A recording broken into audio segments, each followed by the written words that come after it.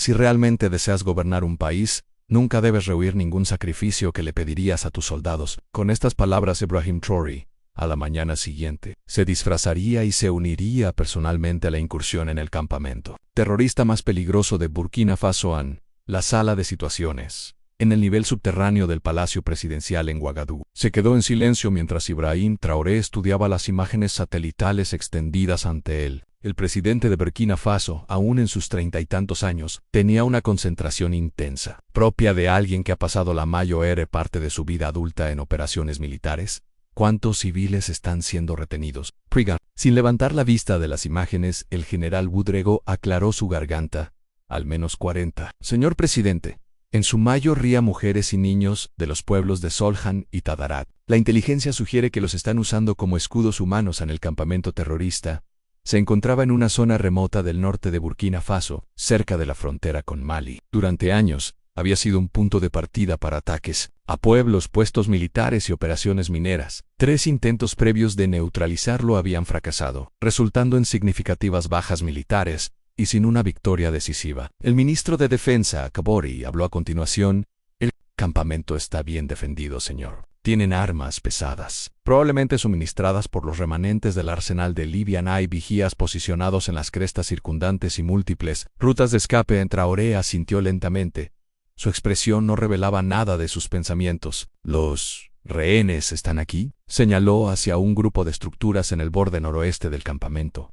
Sí, señor. Según nuestra inteligencia, Traoré se enderezó, haciendo contacto visual con cada uno de los 6 líderes militares reunidos en la sala. Estos eran sus comandantes más confiables, veteranos que habían luchado junto a él antes de que se convirtiera en presidente. He tomado una decisión, dijo, con voz calmada, pero firme. La operación Águila del Desierto continuará. Mañana, a las 2, el equipo de Fuerzas Especiales Alfa liderará la inserción. El objetivo principal sigue siendo el mismo: asegurar a los rehenes y luego neutralizar el campamento. Los comandantes asintieron. Esto se esperaba lo que Traoré dijo a continuación no lo era. Yo acompañaré personalmente al equipo Alfa. El silencio que siguió fue absoluto. Luego de repente las voces estallaron. Señor presidente, eso es imposible. El riesgo es inaceptable. Los protocolos de seguridad lo prohíben expresamente. Traoré levantó la mano, y las protestas cesaron de inmediato. Mi decisión es final. No pediré a nuestras fuerzas que asuman riesgos que yo no esté dispuesto a compartir. Esta operación es demasiado importante para delegarla por completo. Necesito ver de primera mano lo que enfrentan nuestros soldados en el campo. En el general Ouedraogo, el oficial más senior presente y antiguo comandante de Traoré, dio un paso adelante. Señor, con el máximo respeto, ya no eres solo un soldado, eres el jefe de Estado. Tu captura o muerte sería un desastre estratégico para nuestra nación. La expresión de Traoré se suavizó ligeramente. Entiendo tu preocupación, general, pero considera el mensaje que esto envía, no solo a nuestros enemigos, sino a nuestro propio pueblo y fuerzas. Un líder que lucha junto a sus hombres gana un tipo de autoridad, diferente al de aquel que dirige desde lejos. Sansé giró hacia el mapa topográfico del área objetivo. No estaré al mando nominal de la operación. Esa responsabilidad sigue siendo del capitán Zetan. Estaré allí como observador y participante, no para reemplazar decisiones tácticas en el campo. El ministro de Defensa, Kabori, quien había servido junto a Traoré durante años, antes de su ascenso a la presidencia, conocía esa mirada en los ojos de su líder. La decisión era, efectivamente, final. Cambió de enfoque. Debemos establecer protocolos estrictos. Señor, comunicaciones, extracción, prioridades, contingencias. Traoré asintió. De acuerdo, y esto permanece absolutamente clasificado. Nadie fuera de esta sala debe saber de mi participación hasta después de que la operación esté completa. El registro oficial indicará que estoy realizando una visita nocturna a las provincias del este. La reunión continuó durante otras 2 horas, mientras refinaban los detalles operacionales. Cuando concluyó, Traoré pidió al general Ouedraogo que se quedara atrás. Una vez que quedaron solos, el hombre mayor habló con la franqueza que solo su relación de décadas permitía. Ibrahim, esto es innecesario. No tienes nada que demostrar. Traoré se acercó a la ventana que daba a los jardines del palacio, actualmente bañados por la luz del atardecer. Esto no se trata de demostrar nada, viejo amigo. Se trata de entender cómo puedo tomar decisiones que envíen a nuestros jóvenes al peligro. ¿Si he olvidado cómo se siente ese peligro? Se giró para enfrentar al general. Además, Hay algo en este campamento que no encaja. 3 operaciones fallidas contra una posición fija. Nuestras fuerzas son mejores que eso. Necesito ver por mí mismo que nos estamos perdiendo. El general lo estudió por un momento. Sospechas de algo, quizás. Los informes indican una creciente sofisticación en sus tácticas. Están apareciendo nuevas armas que no podemos rastrear. Alguien los está apoyando. Y quiero saber quién en cuando la noche cayó sobre Ouagadougou. Traoré se sentó solo en sus aposentos privados, escribiendo cartas a Nuna, a su hermana, recientemente descubierta y puesta a salvo después de años de separación, otra a su consejero más cercano, con instrucciones a seguir si no regresaba. La tercera dirigida al pueblo de Burkina Faso, que selló en un sobre marcado con abrir solo en caso de mi muerte. Poco después de la medianoche, Sei cambió de su atuendo formal a un uniforme militar estándar sin insignias ni rango. Un golpe en la puerta señaló la llegada de su jefe de seguridad.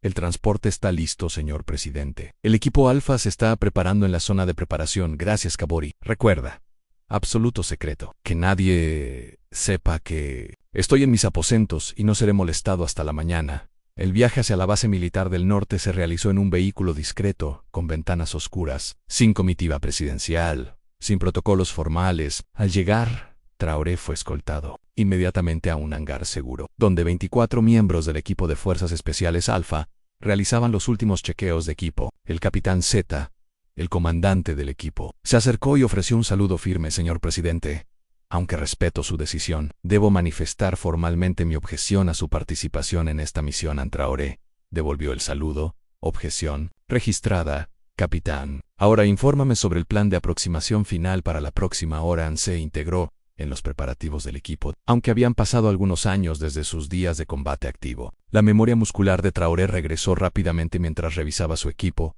repasaba señales manuales y estudiaba las últimas actualizaciones de inteligencia. El equipo se insertaría por helicóptero aterrizando a 5 kilómetros del objetivo para evitar ser detectados. Desde allí continuarían a pie, a través de un terreno accidentado, acercándose al campamento desde el este, donde el paisaje rocoso proporcionaban la mejor cobertura. A la 1:30, el equipo abordó 2 helicópteros Black Hawk, que las aeronaves ascendían hacia el cielo nocturno. Traoré sintió una sensación familiar, esa calma enfocada que precede al combate. A su alrededor, los operadores de fuerzas especiales mantenían un silencio profesional, aunque podía percibir su mezcla de orgullo y preocupación por tener a su presidente entre sus filas. El vuelo se mantuvo bajo para evitar la detección por radar. No se intercambiaron palabras a través del intercomunicador, excepto las comunicaciones esenciales en el punto de aterrizaje designado. Los helicópteros tocaron tierra el tiempo justo para que los equipos desembarcaran antes de desaparecer nuevamente en el cielo nocturno. Bajo un cielo sin luna, el equipo Alfa comenzó su marcha de aproximación. Traoré, posicionado en el centro de la formación, avanzaba con el silencio aprendido de un soldado veterano. El equipo de visión nocturna revelaba el terreno árido, formaciones rocosas, vegetación escasa, lechos de ríos secos, el tipo de terreno que había definido las fronteras del norte de Burkina Faso durante siglos. 2 horas de movimiento cuidadoso los llevaron hasta la cresta que dominaba el campamento terrorista. El capitán Z hizo una señal para que el equipo tomara posiciones de observación. Traoré se acomodó junto a él usando unos binoculares de alta potencia para estudiar la disposición de abajo. El campamento era más grande de lo que sugerían las imágenes satelitales. Varias estructuras formaban círculos concéntricos alrededor de una zona central. Guardias armados patrullaban el perímetro, pero su patrón parecía irregular, casi aleatorio. Algo no está bien, dijo Traoré en voz baja. Tienes razón, señor, respondió Z tras observar durante varios momentos. Están demasiado relajados, demasiado confiados, como si no esperaran un ataque, completó Traoré. ¿O están preparados para uno?, concluyó Zeita. Con gravedad. Traoré sintió un escalofrío que no tenía nada que ver con el aire del desierto antes del amanecer. Cambio de planes. Quiero un escaneo térmico de todo el perímetro y envíen a 2 hombres a revisar esa cresta al norte. Debe haber un puesto de centinelas allí. Pero no veo movimiento. Mientras esperaban el regreso de los exploradores, Traoré continuó su observación. El grupo de edificios donde la inteligencia indicaba que se mantenían a los rehenes no mostraba señales de actividad. No había guardias, ni movimiento, ni luz. Cuando los exploradores regresaron 20 minutos después, su informe confirmó la sospecha de Traoré. No hay hostiles en la cresta norte. Señor, pero encontramos esto. El soldado entregó un pequeño dispositivo a Z, quien luego lo pasó a Traoré. Era un sofisticado sensor de movimiento, fabricado por una empresa europea, no el tipo de equipo al que los grupos terroristas de la región tendrían acceso. ¿Y el escaneo térmico?, preguntó Traoré. Algo no está bien, señor, respondió el especialista en tecnología del equipo. Estoy detectando puntos fríos donde deberían estar las firmas de calor. Los edificios de los rehenes están vacíos a la mente. De Traoré trabajó rápidamente conectando las piezas. Es una trampa. Sabían que veníamos. Ansé giró hacia Z. Aborten la misión. Regresen al punto de extracción inmediatamente antes de que Z pudiera transmitir la orden. Una luz cegadora iluminó repentinamente la cresta donde se encontraban posicionados. El rugido de vehículos y gritos en varios idiomas, incluido el francés, resonaron en la noche. ¡Emboscada!, gritó Z. Pero ya era demasiado tarde para una retirada limpia. Los siguientes minutos fueron un caos. El fuego de armas automáticas estalló desde múltiples posiciones abajo. El equipo Alpha respondió con fuego disciplinado, pero fueron flanqueados y superados en número. Retírense a la posición hecho, ordenó Z, refiriéndose a un lugar defensivo que habían identificado durante la planificación, formando una formación protectora alrededor del objetivo de alto valor H5T. Por sus siglas en inglés, Traoré. Mientras el equipo comenzaba su retirada táctica, Traoré se encontró en el centro de un perímetro móvil de operadores de fuerzas especiales. Su entrenamiento en combate entró en acción automáticamente en moverse bajo, moverse rápido, devolver fuego solo cuando fuera necesario para conservar municiones. Habían cubierto quizás 200 metros cuando una explosión sacudió el terreno. Frente a ellos, la explosión fue seguida por una lluvia de fuego de ametralladora pesada que cortó su ruta de escape planeada. Han anticipado nuestra posición de retroceso, gritó Z por encima del ruido. Necesitamos dividirnos. Traoré sabía que el capitán tenía razón. Un solo grupo grande era demasiado fácil de apuntar. Hazlo, confirmó. 3 equipos se reunirán en el punto de extracción secundario. Ansett rápidamente dividió la unidad. El equipo 1 con el presidente. Los equipos 2 y 3 proporcionarían fuego de distracción. Luego rutas de retirada separadas. Los equipos se preparaban para dividirse. Traoré tomó una decisión. Voy con el equipo 3. Ansett se veía atónito. Señor, el protocolo dicta. El protocolo no importará si ninguno de nosotros logra salir, interrumpió Traoré. Esperarán que esté con el grupo más grande o con el mejor protegido. El equipo 3 tiene la ruta de extracción más difícil. Te buscarán menos allí antes de que Z pudiera protestar más. Traoré continuó. Esto no es una petición, capitán. Equipo 3. Ahora, minutos después, Traoré avanzaba por el terreno rocoso con solo 5 operadores. Los sonidos de intensos tiroteos resonaban desde donde los equipos 1 y 2 estaban creando la distracción. La estratagema parecía estar funcionando. Aún no se había materializado ninguna persecución detrás de ellos. El líder del equipo, el teniente Sankara, los condujo a través de un lecho de río seco que ofrecía cobertura tanto de la vista como del fuego. Se movieron en silencio, comunicándose solo a través de señales manuales. Traoré mantuvo el ritmo, su respiración controlada a pesar del esfuerzo y la tensión. Después de casi una hora de movimiento evasivo, llegaron a una pequeña cueva que había sido identificada en la planificación previa a la misión como una posible casa segura. El teniente Sankara apostó a 2 hombres como vigías, mientras el resto de ellos se refugió dentro. Informe de situación, pidió Traoré. Una vez que establecieron seguridad temporal, los equipos 1 y 2 han reportado una disengagement exitosa, informó Sankara después de revisar su dispositivo de comunicaciones seguro. Están procediendo a los puntos de encuentro separados. Se han reportado 2 bajas, una leve y una grave pero estable. ¿Y los rehenes? La expresión de Sankara se oscureció. Negativo, señor. El capitán Z realizó un escaneo térmico remoto de todo el campamento durante la retirada. No sé. Detectaron firmas térmicas de civiles. Parece que la situación de los rehenes fue fabricada para atraernos. Traoré asimiló esta información con un asentimiento sombrío. Su sospecha había sido correcta. Toda la operación había sido comprometida desde el principio. ¿Pero cómo y por quién? El teniente continuó. Señor, hemos analizado las firmas de armas de la emboscada. No es un arsenal estándar de terroristas. Hemos identificado rifles franceses famosos y lo que parecen ser FN Minimi belgas, armas europeas, dijo Sankara. Traoré sonrió levemente, intrigado. En manos de supuestos terroristas regionales. Interesante. Se acercó a la boca de la cueva, mirando hacia el horizonte iluminado por los relámpagos. El amanecer se acercaba. ¿Tuviste confirmación visual de alguno de los atacantes? Sí, señor, en grupo mixto. Combatientes locales, pero también varios individuos caucásicos con porte militar. No contratistas. Las piezas comenzaban a encajar. Fuerzas especiales francesas, lo más probable. Posiblemente con apoyo belga. Traoré volvió a mirar a Sankara. Esto no fue una trampa terrorista. Esto fue una operación patrocinada por un Estado. La realización flotó en el aire, pesada. No se trataba solo de un intento por eliminar una celda terrorista problemática, sino de un intento de eliminarlo a él, en el presidente de Burkina Faso, un presidente que recientemente había nacionalizado minas de oro extranjeras, bases militares extranjeras, y comenzado a trazar un curso independiente para su nación, rica en recursos, chequeo de comunicaciones. Ordenó Traoré: necesito hablar con el ministro de Defensa Kabore inmediatamente. Mientras uno de los operadores establecía la conexión segura, Traoré consideraba sus opciones: la presencia de operadores de fuerzas especiales europeas en suelo burkinabé sin autorización, llevando a cabo lo que parecía un intento de asesinato disfrazado de operación contra el terrorismo.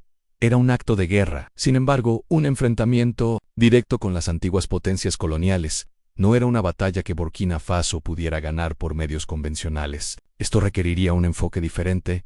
Cuando se estableció la conexión con el Ministerio de Defensa, Traoré habló de manera concisa: ministro Kabore, la operación Águila del Desierto ha sido comprometida. Fuerzas especiales europeas presentes en el sitio objetivo. Prepárese para el protocolo Sunlight de inmediato. Código de autorización a Sankara 7 Delta. En el protocolo Sunlight era un plan de contingencia desarrollado para exactamente este escenario en evidencia irrefutable de intervención militar extranjera en suelo burkinabé. Involucraba respuestas diplomáticas, mediáticas y militares inmediatas, todas cuidadosamente calibradas para exponer la violación sin escalar a un conflicto abierto. Entendido. Señor presidente, respondió la voz del ministro, tensa por la preocupación. ¿Está usted a salvo? Afirmativo. Procediendo al punto de extracción Delta con el equipo 3. Llegada prevista a las 7:30, señor. Las fuerzas de respaldo están listas.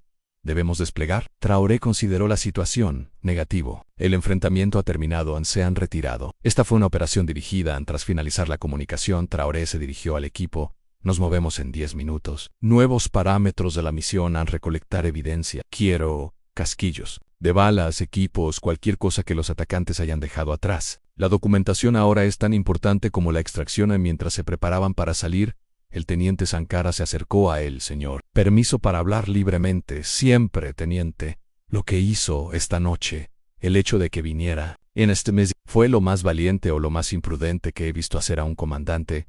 El joven oficial hizo una pausa. Pero ahora entiendo por qué lo hizo. Usted sospechaba de una trampa. Traoré asintió. No específicamente de esta trampa, pero algo se sentía mal con la inteligencia. Demasiado conveniente, demasiado precisa. Cuando la información parece demasiado buena para ser verdad, en nuestro trabajo, generalmente lo es, terminó Sankara. El equipo salió al amanecer, retrocediendo cuidadosamente hacia el sitio de la emboscada. Los atacantes se habían retirado, como Traoré había predicho. Recogieron casquillos de balas, equipos abandonados, y lo más valioso, huellas claras de botas que coincidían con el estándar militar de la OTAN. A media mañana, llegaron al punto de extracción donde un helicóptero los esperaba para regresar a Bagadugu. Mientras ascendían, Traoré miraba el terreno árido debajo de ellos, pensando en los siglos de intervención extranjera que habían dado forma a la historia de su país. Hoy se suponía que sería otro capítulo en esa larga historia: la elimination de un líder africano problemático que se atrevió a reclamar los recursos de su nación. En cambio, se convertiría en un punto de inflexión en la capital. Traoré no perdió tiempo. Aún con sus fatigues de combate cubiertas de polvo, convocó una reunión de emergencia de su Consejo de Seguridad. Las pruebas recolectadas fueron desplegadas ante ellos: a municiones francesas y belgas, equipos de comunicaciones, fotografías de huellas de botas con suelas de la OTAN. No era un campamento terrorista, explicó Traoré a los ministros y generales reunidos. Era una trampa mortal diseñada específicamente para eliminar a nuestro equipo de fuerzas especiales. Y créanme, personalmente el ministro de Defensa Kabore informó sobre la implementación del protocolo Sunlight. Los medios extranjeros han sido alertados. Nuestra evidencia está siendo transmitida a la Unión Africana, SOWAS, y al Consejo de Seguridad de la Organización de las Naciones Unidas.